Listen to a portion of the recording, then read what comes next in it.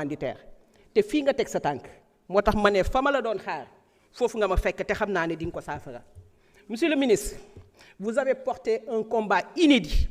et moi je dis que c'est le combat du siècle au Sénégal sur le plan politique parce que vous avez défendu avec principe koo xam ne dañu doon teggi àqam ak yelleefam et équipe bi nga xam ne moom moo ñu gunge ñun sur cette opposition douloureuse et je le répète nous nous sommes opposés de manière très douloureuse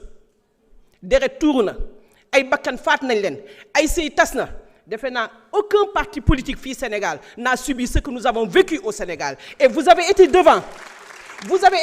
ce combat et vous faites partie des plus jeunes qui ont accompagné le président Sonko dans ce combat mënoon nga xalaat sa carrière mënoon nga jaay sa jeunesse mais defuloo ko vous avez choisi le moment le plus difficile vous avez choisi la partie la plus difficile du combat vous l'avez assumé avec dignité et le combat a été très long le combat a été intense heure bu ci nekk jóg nga ko ci guddi moo tax tey ñu toog fii kon monsieur le ministre gëmuma fii ci Sénégal situation bu ñu lay teg te attanoo ko fi nga jaar moo gën a metti moo tax lii di am nii vous pouvez noter dès aujourd'hui et je vous l'ai dit la dernière fois vous avez le soutien vous avez notre soutien et nos prières vous accompagnent parce que nag man su ma la gisee nga taxaw fii di wax du ñu ay xale de booy wax l'expression du visage montre que vous êtes sincère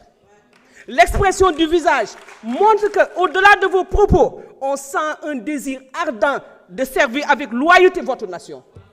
moo tax ku la jàppale Sénégal wax naa ko fii et je vais le dire encore juróom yu mel ni yow bu ñu ko amoon Sénégal tegu ci dëkk parce que ce qui nous manque aujourd'hui c'est la consistance dans les sanctions da ngay laal ñu ne la nga dellu ginnaaw parce que dafa am looy sàmm waaye ku seetu xarit seetoo àndandoo seetoo ku la bañ yow lenn rek mooy yàlla suñu borom ak li ñu la dénk amoo looy ragal fi nga teg sa tànk bu ko teg monsieur le ministre. maintenant loi bi nga xam ne indi nga ko man dama koy voter parce que ñii nga xam ne c'est les sociétés privées dafa nekk ñoo xam ne dañuy jàppale ñi nga xam ne def nañu service militaire ñu libérer leen dañuy am opportunité d'emploi benn ñaareel bi nit mën na dem ba retraité kàtt na may ko mu dellu war a mën a liggéey gën a topp dolli si li nga xam ne moom mooy pension te daf koy def beneen bi mooy li nga exposé si motif yi da nga wax ne tey les forces régaliennes mënuñu anticiper si li nga xam ne moom mooy protection des personnes et de leurs biens d'où la pertinence de ce secteur mais nag am na loo xam ne buñ ci réeree mbir mooy la sensibilité du secteur nous appelle ñu def très attention parce que mën na nekk source d'insécurité sans précédent si elle n'est pas bien encadrée et d'ailleurs c'est pourquoi quand vous parlez d'encadrement dama ci kontaan parce que c'est le mot est important comment faire pour encadrer cela boo gisee ma wax ko benn exemple lay joxe vous avez une fine démarcation wax nga ko entre les services de sécurité privés et les sociétés militaires privées yoo xam ne c'est interdit par l'article 17 je ne sais pas si je l'ai bien prononcé parce que vous l'avez bien signalé que c'est interdit sur l'ensemble du territoire mu bëgg nga dellu si askan wax leen ne lii nga xam ne mooy encadrement bi ñuy def amul benn risque boo xam ne am nañ ko si yenn sociétés militaires yoo xam ne c'est interdit par l'article 17 parce que c'est des organisations yoo xam ne ils pourraient tenter influencer ou manipuler à partir de l'extérieur côté boobu nga ñëw si ma ñëw sur l'article 12 et là wax nga ko sax ci rapport bi mais bëgg naa aussi ñun suñuy interpellation mu permettre askan wi nga xam ne mi ngi ñuy déglu mu comprendre li nga xam ne moom ngeen di wax ak loi bi nga xam ne bëgg ngeen voter ko mooy ne est-ce que ces agents privés je peux dire sont-ils assujettis toujours ci article 11 bi nga wax noonu parce que article 11 bi moo limité ñoom seen domaine d'intervention moins que ñi nga xam ne c'est des agents publics. Je vous remercie. Merci beaucoup. Honorable Cheikh Thioro Mbacké n'étant pas dans la salle, honorable Fatou Ba peut prendre la parole. Se prépare honorable Mamadou Diaw.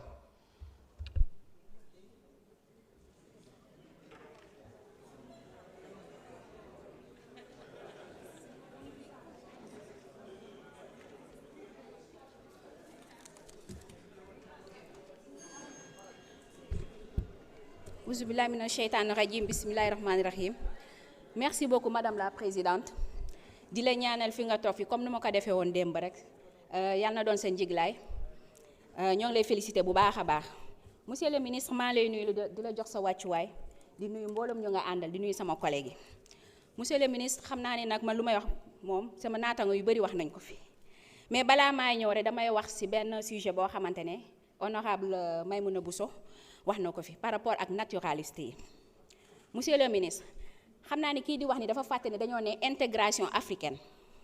dañoo wax libre circulation dañoo wax ZLECAf te sénégalais nu ñu nekkee étranger nu ñu nekkee fii ci Sénégal noonu la doomu sénégalais yi nekkee feneen bu nekkee ne nit ki dangaa am lu ñuy wax déception amoureuse ah ñun syndicat bi jóg nañ taxaw pour waxtaan ak ñi nga xamante ne ñooy guinéen yi ñu dem jëli ki nga xamante mooy Mariama Baldé ñu indi ko. monsieur le ministre fii la ay député toogoon fii 14e législature ñu nekk fi benn minorité waaye minorité bu jàmbaare ay député taxaw fii nga xamante ne ñoom ñoo ko jiite groupe parlementaire bii toog fii nii te nekk fi minorité léegi ñu ne képp ku fi yëngatu kuy député bu fi yëngatu ak ku mu mënta doon takk leen ko ba mu dëgër ngeen sànni ko si géej jën yi lekk ko loolu jarut a fàtte moo ngi fi ñoom ñoo ko fi waxoon kon ñoom amuñu benn boo xamante ne conseil bu ñuy jox te ñun nag defuñu loolu. monsieur le ministre moo lay interpeller par rapport ak 25 milliards d'armement dossier boobu noonu nañ ko éclairer parce que boobu nag amoon ñu si tegoon conc te bëgg nañ bu baax a baax mu leer su ma si jógee monsieur le ministre di la remercier si projet de loi bi ngeen dugal nii. Monsieur le Président de l'Assemblée nationale, Madame la Présidente, Monsieur le ministre de l'Intérieur, chers collègues, nous sommes appelés aujourd'hui à nous prononcer sur le projet de loi 03/2026 relatif aux activités de sécurité privée, un texte attendu, nécessaire et stratégique pour notre pays. Au Sénégal, les activités de sécurité privée sont encore régies par la loi numéro 78-40 du 6 juillet 1978, complétée par le décret numéro 2003-447 du 18 juin 2003, lequel a abrogé et remplacé le décret numéro 78-113 du 1er février 1979, fixant les conditions d'exercice des activités de surveillance, de gardiennage et d'escorte de biens privés. Mes chers collègues, ce dispositif adopté il y a près d'un demi-siècle ne correspond plus aux réalités contemporaines. Le secteur de la sécurité privée s'est considérablement développé. Il emploie aujourd'hui des milliers de jeunes sénégalais, intervient dans des secteurs sensibles, banques, infrastructures stratégiques, entreprises, événements publics et participe de facto à l'architecture globale de notre sécurité nationale. Or, que constatons-nous, Monsieur le ministre? Une prolifération parfois anarchique d'agences, des insuffisances en matière de contrôle et d'agrément, une formation souvent inadaptée ou inexistante, des zones grises quant à la responsabilité civile et pénale, et dans certains cas, une confusion dangereuse entre mission privée et prérogatives régaliennes de l'État.